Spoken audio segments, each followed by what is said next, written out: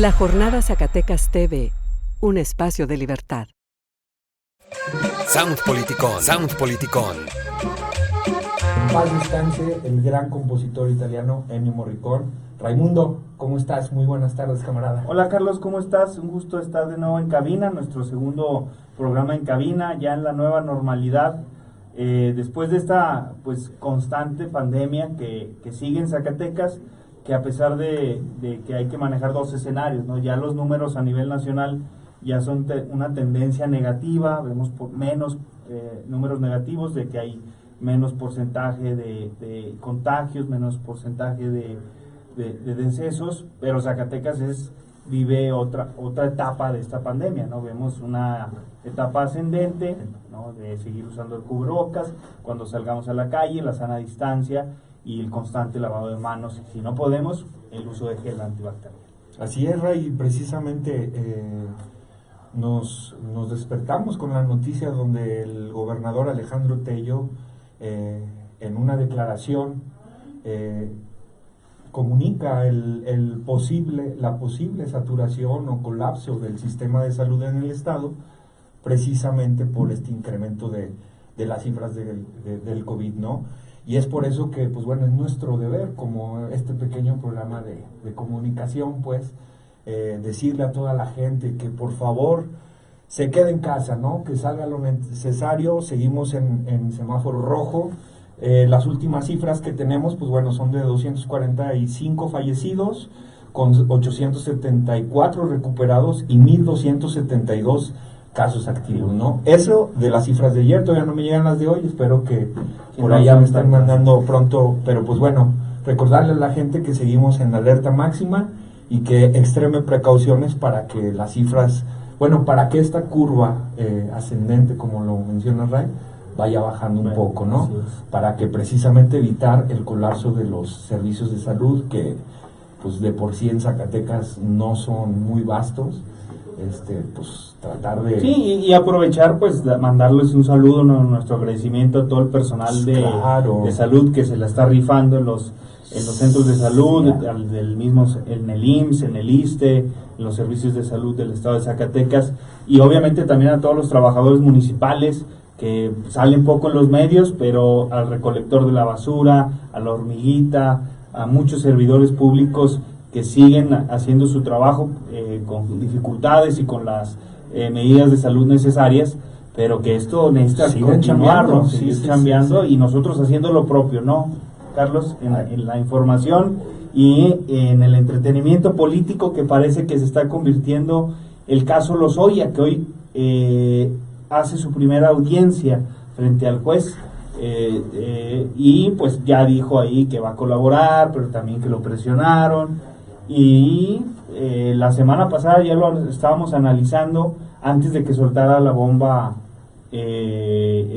por Reforma el viernes, ¿no? Donde en su primera declaración Anaya en España ya menciona a un buen número de panistas, entre ellos Ricardo Anaya, y según Lozoya, todo el bloque panista fue subsidiado a través de los moches, ¿no? Estos conocidos moches, pero hay que falta, ¿no? Hay que ponerles el presunto, porque todavía no hay ninguna sentencia, no se ha dado ninguna prueba, en fin. ¿Tú cómo lo ves, Carlos? Pues sí, precisamente como lo platicábamos en el chat cuando nos mensajamos, Ray, fue un viernes negro para el panismo, ¿no?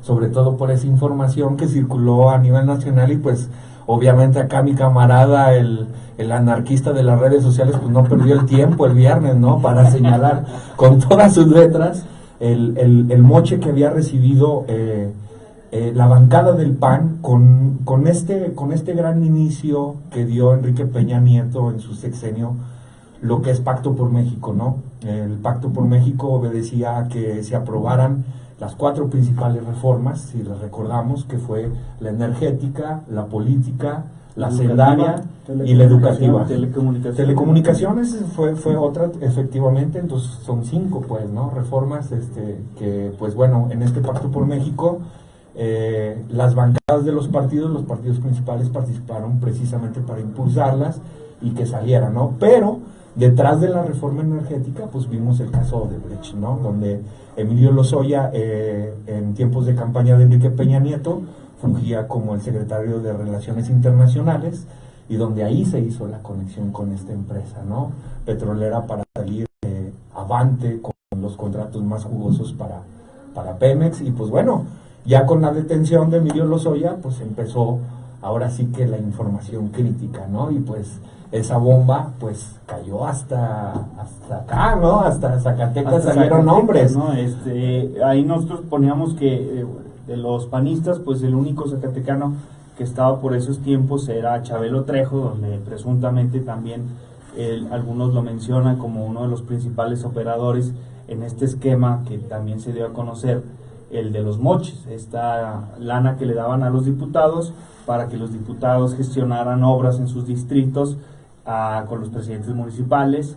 Y las famosas herramientas legislativas. No, son aparte, ¿eh? O sea, por un lado se autorizaron presupuestos específicos para los diputados que ellos manejaban y llegaban con el presidente municipal y le decían, ¿quieres una obra? Pues sí, necesito pavimentar la avenida o mejorar López Velarde, ¿no? Y entonces decía, nosotros la vamos a arreglar, pero es con la empresa A y le vas a pagar tanto. Y entonces se fueron creando todos esos mecanismos y que algunos presidentes municipales lo denunciaron, ¿no? Y bueno, pero como todo en este país, pues queda ahí nomás en la nota periodística, y para eso pues invitamos a Juan del Real, que tú tienes la tesis específicamente en el estudio de la corrupción, o me ando equivocando. No, sobre temas de corrupción y los mecanismos alternativos que hay en el país, que es un poco el tema, pero más que nada pues es una visión integral de cómo se ha permitido y cómo se ha dado la corrupción en el país, que es la base primero de mi investigación doctoral, y que ahora en próximos días estaré por sacar el libro, ya versión editable, se llama Más allá de la mordida, una visión integral de la corrupción en México. Entonces, pues bueno, va un poco más a hablar de qué es lo que encontramos en esa investigación y cuál es nuestro punto de vista sobre el tema. Y en eso, Juan, nosotros, tanto Carlos como yo, rara vez coincidimos, pero en esto creo que es importante mencionarlo, que es que la puerta de entrada de la gran corrupción son las elecciones y los candidatos, ¿no? La vez pasada Marco Torres, el maestro, ponía el ejemplo de Brasil, y allá también mencionaban que el gran mecanismo de la corrupción política de Brasil, y creo que del mundo, son de entrada, el hilo donde entra el gen de la corrupción, son los procesos electorales, ¿no? Que se han hecho tan caros que necesitan pues de aceitar una maquinaria que, pese a tener recursos del Estado, necesitan otros mecanismos de financiamiento. ¿Tú qué opinas de esto? ¿Sí es una de las razones principales de entrada a la corrupción, o hay, como dijo Peña Nieto, es una cuestión cultural que ya no tenemos solución? No, yo creo que sí las elecciones ha hecho más evidente, y que no solamente un grupo o un sector, sino varios sectores puedan acceder al tema de la corrupción, o por lo menos comprometerse en dado caso de que puedan llegar, pues estamos hablando desde un orden de gobierno municipal hasta la presidencia de la República. Pero no nada más eso, sería que yo creo que solamente una parte del gran problema de corrupción que tenemos en el país. Y sí coincido, yo siempre he dicho que el problema de la corrupción en México viene de cierta manera desde la instauración del Estado mexicano como lo tenemos, desde esa etapa donde tuvimos a la colonia y se fueron asentando ciertas características que permitieron permeara de una mejor manera la corrupción en el país, y una de ellas era el autoritarismo, y luego el tema del caudillismo en una etapa revolucionaria, y al final, al quedar esa historia del autoritarismo y el caudillismo en nuestro país, se institucionalizó. ¿Y cuál fue la forma de institucionalizarla? Pues a través del partido hegemónico, y desde ahí esa misma sistema que nosotros generamos como Estado mexicano ha sido caldo de la corrupción, para la corrupción política. Y no hemos hecho lo necesario. ¿Por qué? Porque ese sistema o esas instituciones que formamos, que permeaba de una mejor manera la corrupción, permitieron el otro ingrediente que decías ahorita, que mencionábamos, que es el ingrediente cultural. Y ese ingrediente cultural era que nosotros mismos hacíamos fiesta a la corrupción, ¿no? Y tanto así que se quedaron muchos de los conceptos que todos conocemos y que los festejamos, ¿verdad? El que no avanza, ¿no? El que no tranza no avanza, el que se mueva no sale en la foto, el árbol, la moral es el árbol que da moras de Gonzalo N. Santos. Político pobre es un pobre político de Hanron. Y luego la otra, a mí no me den, pónganme donde hay. Entonces, todas esas frases y todos esos comentarios se fueron permeando también en la parte cultural. Entonces, sí hay dos partes que habría que tratar. La parte institucional o sistémica, en la cual pues no va a ser únicamente con el cambio de cultura o el cambio de discurso. Necesitas instituciones encargadas de, primero, evidenciar y controlar y erradicar la corrupción. Y por el otro lado también necesitas acciones específicas que te ayuden a cambiar el discurso y el chip de la parte cultural, ¿no?, de la gente. Y ahí yo recuerdo mucho esta frase del presidente de la República, del fuchi guácala a la corrupción. Yo creo que sí la debemos de estigmatizar y de decir, igual, no queremos políticos corruptos, no queremos candidatos corruptos. O sea, hacer algo negativo y en un sentido, culturalmente hablando, es algo malo para la sociedad, ¿no? Sí, porque la ciudadanía, estimados lectores y radioescuchas, yo recuerdo mucho lo que decían en el sexenio de Ricardo Monreal, ¿no? Donde decían, pues sí hizo, pues sí, se llevaba parte de las obras, pero sí hacía cosas, ¿no? Y así iban justificando sexenio tras sexenio que existieran actos de corrupción, pero en beneficio de que se hacían cosas, ¿no? Y es una forma de como de justificar desde el ciudadano. De solapar la corrupción, no hay que decirlo como es. Es una forma de solapar la corrupción. ¿Y a quién le interesa que no cambie ese sentido? Pues a un grupo de élite, los beneficiarios, ¿no? O los beneficiarios políticos, que son quienes están en el poder. Y eso es parte de lo que creo que habría que cambiar también desde la parte cultural, ¿no?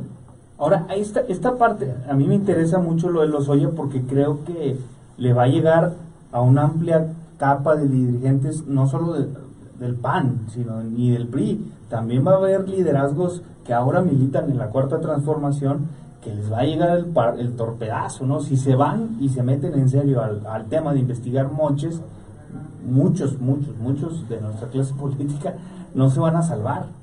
No, yo creo que, ya lo comentábamos ahorita antes de entrar, que ya había pasado en el tema de Brasil, el tema de Colombia, era una cuestión también de tiempo que viniera el tema Odebrecht.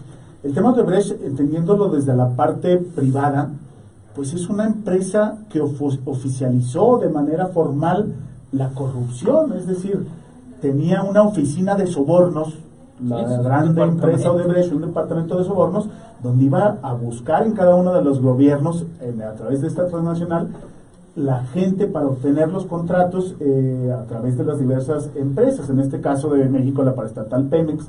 Pero bueno, hay que no perder de vista cómo una empresa transnacional oficializó y tuvo un departamento de sobornos. Sí.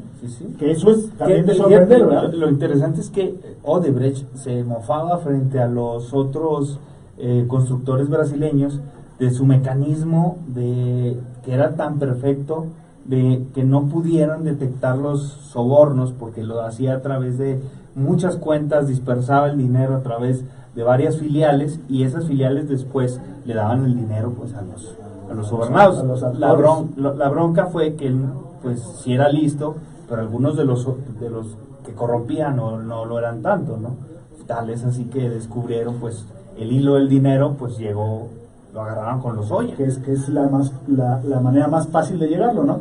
Entonces, por ese lado, yo creo que habría de llamar la atención cómo esa gran empresa transnacional fue y hizo del soborno una práctica para ganar las licitaciones, pero para la otra, la parte débil y la que nos interesa a nosotros como analistas públicos, pues es precisamente esa, el que encuentra el caldo de cultivo en países con una endeble institucionalidad y que son muy permeables para entrar en corrupción. Y el caso de Lozoya, yo lo he dicho, ejemplifica muchos años de la típica corrupción en México. ¿Por qué? Porque no nada más se junta el tema de la mordida o el tema del soborno como tal, sino que gira en torno a muchos otros conceptos que conocemos en México de la corrupción, que es el tráfico de influencias, que es el enriquecimiento ilícito, es el desvío de recursos, es el abuso de poder y además el soborno, el cohecho, y la impunidad, que bueno, ahora vemos cómo lo hacían de manera impune. Entonces, todos esos conjuntos de situaciones que giran en torno al gran problema que es la corrupción, y no entender la corrupción únicamente como ese soborno o cohecho, sino todo lo que gira y que acabamos de mencionar alrededor, pues era parte del gran escándalo, o es parte del gran escándalo que hay que acabar, porque era no solamente el hecho del acto de corrupción, sino también que había abuso de poder, había impunidad, había muchas redes dentro de este gran enramado que es la corrupción en México, y que esperemos pues que al ventilarse el caso Lozoya, así como ejemplifica el caso de la corrupción a la gran más alto nivel, así también sea la justicia para este tipo de corruptores, ¿no? Que se podría volver en un boomerang, ¿no, Carlos? Pues sí, yo lo que platicaba con Ray, Juan, era el hecho de cómo gobierno federal está manejando la noticia, ¿no? Más bien va en contra de un cierto grupo político, donde el presidente, obviamente el próximo año 2021 tenemos elecciones, hace una movida, creo yo, muy inteligente al soltar la noticia, al soltar este tipo de noticia, donde señala particularmente a la bancada del PAN, ¿no? Sé que Lozoya, pues bueno, de sus primeras declaraciones, que también hay que ver, digo, no tengo la información de cómo se filtró esa información de Lozoya, esa primera declaración de Lozoya, pero ¿cómo lo está manejando el gobierno federal? Yo te pregunto, Juan, ¿tú crees que como lo esté manejando ahorita el gobierno federal, lo comprometa a echarse un clavado dentro de sus propias filas para poder dar golpes determinantes a la corrupción? Digo, porque si se queda todo en Lozoya, ya sabemos quiénes van a salir, ¿no? Y de ese grupo parlamentario ya no vamos a salir, o sea que Morena prácticamente va a estar ajeno al problema de corrupción, o cuál es el punto de señalar particularmente el problema de Lozoya. Sabemos que este tipo de prácticas en menor escala, aquí en Zacatecas vemos el gremio de constructores, cómo se manejan, ¿no? Para salir avantes de las licitaciones.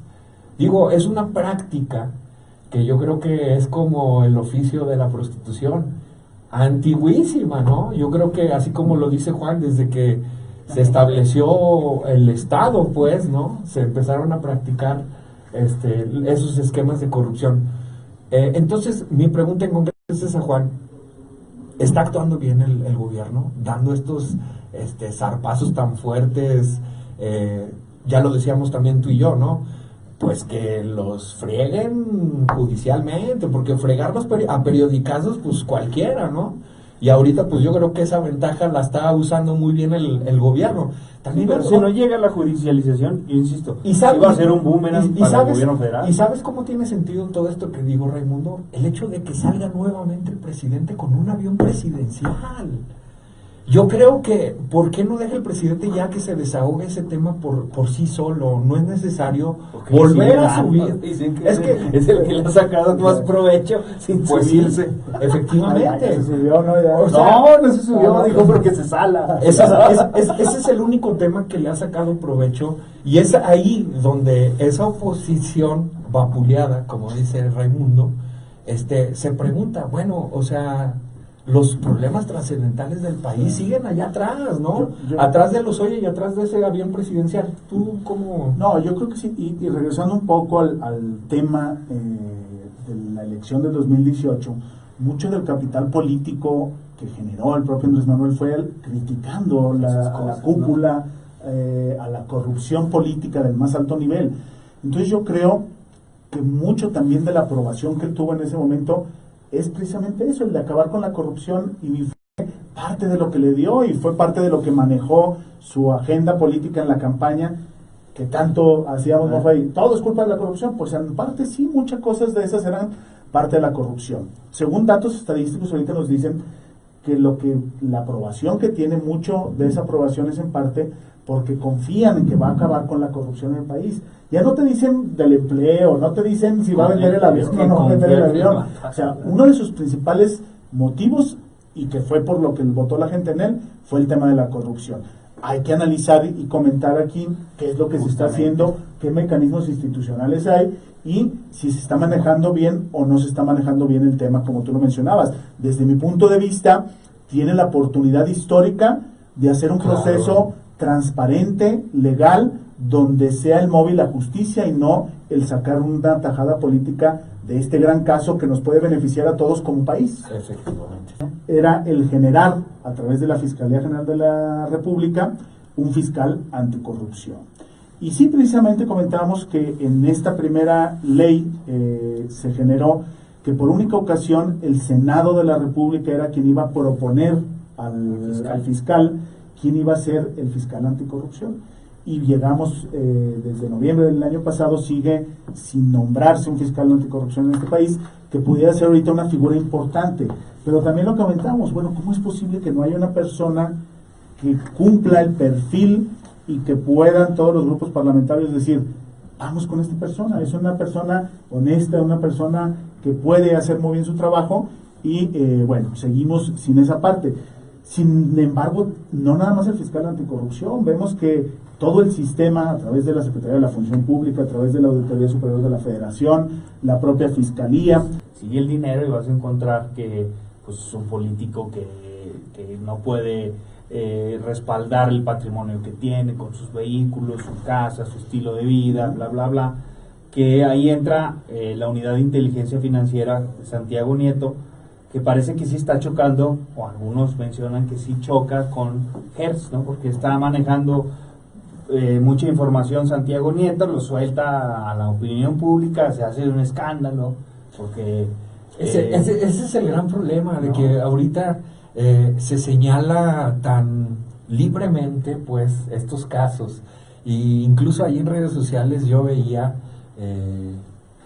como ya lo decíamos, Raimundo, la corrupción no tiene colores ni partidos, pero ahí veo también muchos izquierdistas que digo, híjole, señalando ellos actos de corrupción, no voy a decir nombres para no meterme en problemas, pero sí sirve. O sea, a lo que yo voy es de que no se convierta esto, de que le vaya a explotar el petardo al gobierno, ya confesando de que dio X cantidad de millones de dólares para sobornos.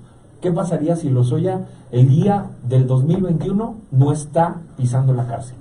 No, bueno, vamos a ver ahorita, yo creo que lo que hay que cuidar o verificar, y regresamos a lo mismo, es que sea lo más transparente el proceso y que en ese proceso de transparencia sea también un mensaje para los que están gobernando y para los que ya gobernaron. Es decir, si realmente el proceso se hace de manera transparente, cae Lozoya y cae los que estuvieron involucrados en los actos de corrupción, estoy mandando un mensaje de un poder judicial fuerte que también, ahorita hablaremos, no ha estado exento de casos de corrupción en este país, ni el Ejecutivo, ni menos el gobierno, pero creo que le darías credibilidad al sistema jurídico haciendo un proceso transparente, donde se respete el debido proceso, donde todos creamos en el sistema de justicia, y mandas un mensaje a los integrantes de la 4 Transformación, y mandas un mensaje a la ciudadanía, y mandas un mensaje a todos los actores políticos de este país, y que quien quiera ser funcionario público y participar en política, piense en cometer algún acto de corrupción. Esta es la oportunidad que necesitamos, y yo creo que el gobierno la debe ver como esa manera. El gobierno, desde su parte de acción, desde su parte de campo de acción, y mucho de ese campo de acción es respetando el proceso que se tiene en contra de Lozoya. Sí, ya lo decíamos, ¿no? Solo detrás de las actividades ilícitas, solo detrás del trasiego de las drogas, la corrupción es lo que más carcome a este país. Nos vamos, ya no nos dijo el camarada cómo compró su boletito del cachito, pero bueno, el próximo programa que nos diga. Sound Politicón.